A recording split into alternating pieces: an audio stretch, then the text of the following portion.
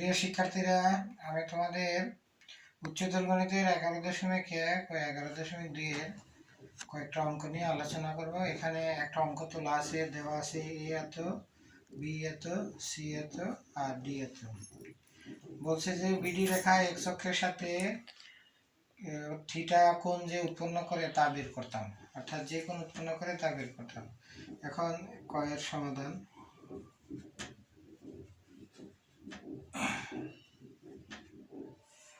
এরকম যে কোনো অঙ্ক থাকলে আগে দেওয়া আছে বি 8,8 ও ডি 1,1। অতএব বিডি রেখার ঢাল সমান y2 minus y1 x2 minus x1। এখানে y2 বলতে এখানে এটাকে বি এর মানকে বলা হবে x1 আর y1, এটারে বলা হবে x2 আর y2। অর্থাৎ y2 এখানে কত দ্বারা 1 minus 8 আর x2 হলো 1 minus 8 minus 7 ভাগ minus 7 সমান 1, বা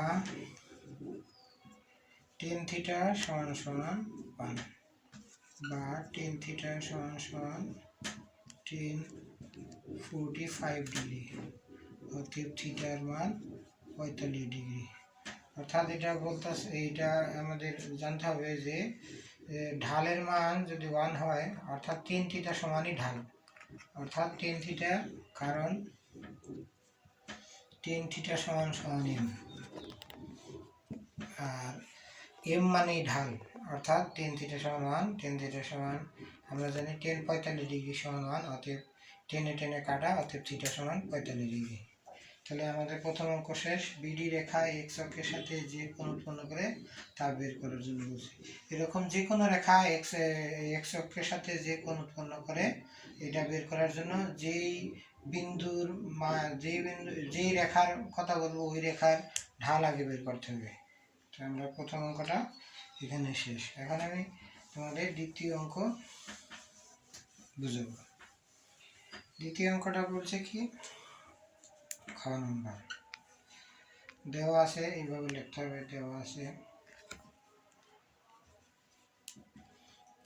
a minus 4 13, কমা দিতে হবে b 8 8, c 13 minus 15 44, d সমান 1 1। এখন প্রথমে আগে লিখতে হবে xy সমতলে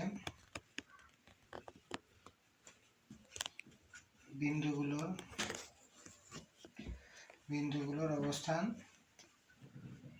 অবস্থান দেখানো হলো। এরকম যদি বলে প্রথমে আগে এরকম চিত্র আঁকতে হবে, x আর x ড্যাশ, y আর y ড্যাশ ও তাদের মূলবিন্দু। এখানে এই মানগুলো এর মান, যেমন এর মান একটা দিয়ে বসাই, -4 হলে এদিকে, এখানে ফোটা দেওয়া যাবে না। তারপরে 13 প্লাস মানে উপরের দিকে, এইভাবে দিতে হবে। এরকম চিত্র আঁকতে হবে। এরপরে আমাদের এরকম, আমি আনুমানিক এটা চিত্র যে আঁকাইতে হবে এটা দেখাইলাম, এবং তোমরা খাতার ভিতরে গ্রাফ কাগজে চিত্র আঁকতে হবে। এখন এবি রেখার মান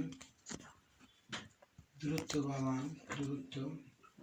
আমরা কি জানি, x1 minus x2 whole square plus y1 minus y2 whole square, root over দিতে হবে। x1 এখানে কত, -4 minus x2, এবি যেহেতু এটা হলো x1 y1, এটা হলো x2 y2, তাহলে -4 minus 8 হোল স্কয়ার, y1 কত, y1 13 minus 8 হোল স্কয়ার, এটা রুট ওভার দিতে হবে। 8 আর 4 কত, 12, 144 স্কয়ার করলে 13 থেকে 8 গেলে কত, 7 49, এরকম লিখতে হবে। 9 আর 4 কত 13, 4 আর 4 8 আর 1 9, 193। আবার এবি গেল, এরপরে বিসি, বিসি রেখার মান বি আর সি দিয়ে বের করতে হবে। তো বিসি রেখার দূরত্ব বা মান সমান সমান 8 minus 13 whole square plus 8 plus 4 whole square, এরকম। তো এইটা একই মান হবে। আর মাইনাস 13 থেকে 8 বাদ দিলে কত, 13, 8 5 13 মানে 25 প্লাস 13 থেকে 8 গেলে 25, এটা মানটা ভুল হয়েছে। 13 থেকে 8 গেলে 5 এর এসে গেলো 25, তো এটা হবে 169, এটা 169 হবে, অর্থাৎ 13 হবে। এটা একই হবে প্লাস 12 হোল স্কোয়ার, তাহলে কি দাঁড়ায় 25 প্লাস 144 রুট ওভার 169 সমান 13। এবি রেখার দূরত্ব, বিসি রেখার দূরত্ব, এবি বিসি সিডি রেখার দূরত্ব,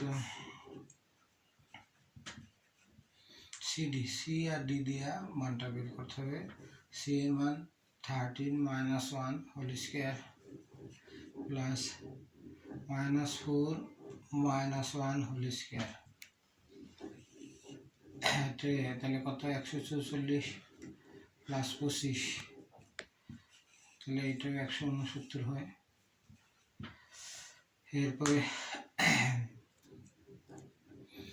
এরপরে সিডি, তারপরে এডি রেখার দূরত্ব, তো এ আর ডি মান দিয়ে বের করতে হবে। এর মান -4 -1 whole square plus 13 -1 whole square root over দিতে হবে। তাহলে কি দাঁড়ায় 25 প্লাস 144 সমান 169, 13। যেহেতু এবি বাহু সমান বিসি বাহু সমান সিডি বাহু সমান এডি বাহু, তাই চতুর্ভুজটি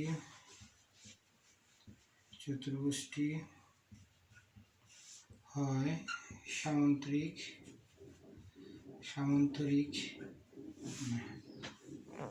চতুর্ভুজটি হয় বর্গক্ষেত্র না হয় রম্বস। অর্থাৎ আমি কি বুঝাতে চাইছি, যদি 4টি বাহু পরস্পর সমান হয় চতুর্ভুজটি হয় বর্গক্ষেত্র হবে, না হলে রম্বস হবে। কথাটা সবসময় মনে রাখবে। আর বিপরীত বাহুগুলো সমান হলে আমাদের লিখতে হবে চতুর্ভুজটি হয় আয়তক্ষেত্র, না হলে সামান্তরিক। এখন যেহেতু 4টি বাহু সমান হয়েছে, এই জন্য আমরা লিখব বর্গক্ষেত্র না হয় রম্বস।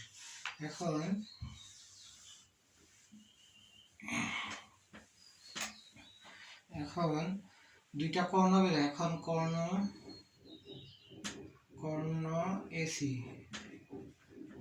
এসি সমান কি, এ আর সি দিয়া কর্ণ বের করতে হবে। -44 minus 13 whole square plus 13 plus 4 whole square.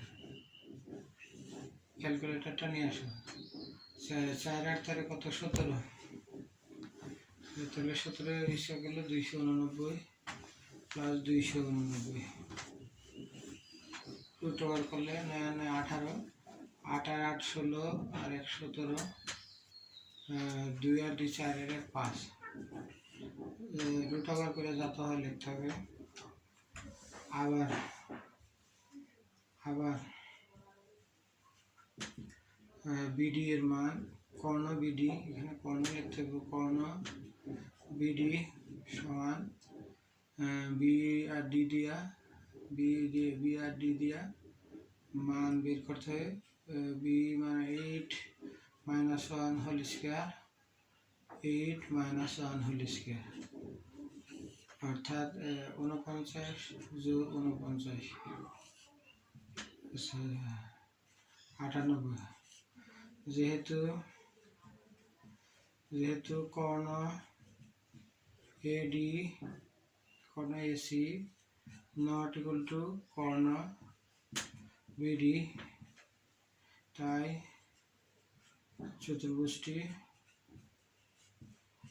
চতুর্ভুজটি rhombus হবে। অর্থাৎ আমরা বুঝতেছি যদি ABCD চতুর্ভুজের প্রকৃতি বের করতে বলে তখন আমরা সবসময় কোন চতুর্ভুজের প্রকৃতি বের করতে বললে সবসময় আমরা চারটি বাহুর মান বের করব। চারটি বাহুর মান বের করে যদি পরস্পর প্রত্যেকটা বাহু সমান হয় তখন আমরা লিখব, মনে করো যেহেতু প্রত্যেকটা বাহু সমান তাই চতুর্ভুজটি হয় বর্গক্ষেত্র না হয় রম্বস। আর যদি বিপরীত বাহুগুলো সমান হয় তখন আমরা লিখব হয় চতুর্ভুজটি হয় আয়তক্ষেত্র না হয় সামুদ্রিক। তো এখন অঙ্কটা আমাদের এই প্রকৃতি নির্ণয় করার জন্য এইভাবে করতে হবে অঙ্কটা। তাহলে আমাদের দ্বিতীয় নম্বর অঙ্ক শেষ। এখন আমাদের অঙ্ক করতে হবে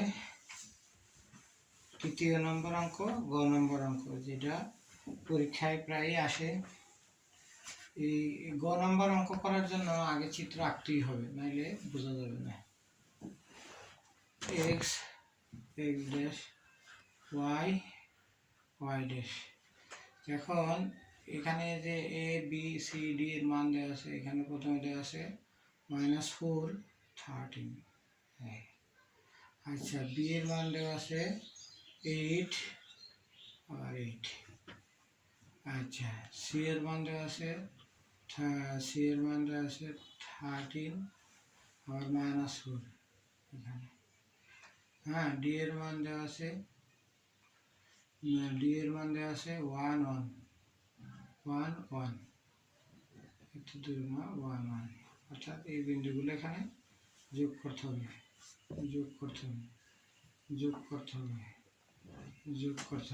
অর্থাৎ এখানে A হলো কত -4 13, এটা হলো A -4 এভাবে লিখতে হবে। B এর মান কত হলো 8 8, এটা হলো A B 8 8। এরপরে C এর মান হলো -13, মানে 13 আর -4 নিচে দিকে C এর মান এটা 13 -4। D এর মান হলো 1 1। এখন ABCD চতুর্ভুজের যে অংশ x অক্ষের সাথে ত্রিভুজ গঠন করে তার ক্ষেত্রফল বের করুন। তো এখানে x অক্ষ হলো এটা, আর ABCD চতুর্ভুজের BD বাহু আর CD বাহু x অক্ষের সাথে ত্রিভুজ গঠন করছে। এখন যে বাহু দিয়া ত্রিভুজ গঠিত হয়েছে, যে ধরি BD বাহু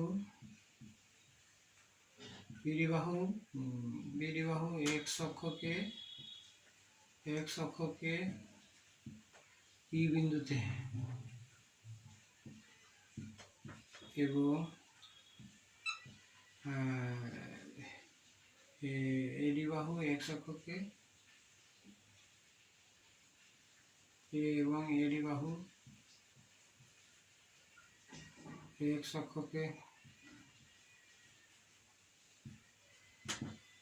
এ বিন্দুতে ছেদ করে। অর্থাৎ কি বুঝাইতে চাইছি, মানে যেহেতু বলছে x অক্ষের সাথে ত্রিভুজ গঠন করে, x অক্ষের সাথে যে ত্রিভুজ গঠন করে, x অক্ষ কোনটা, এখানে x অক্ষ হলো এটা যে ত্রিভুজ গঠন করে তার ক্ষেত্রফল।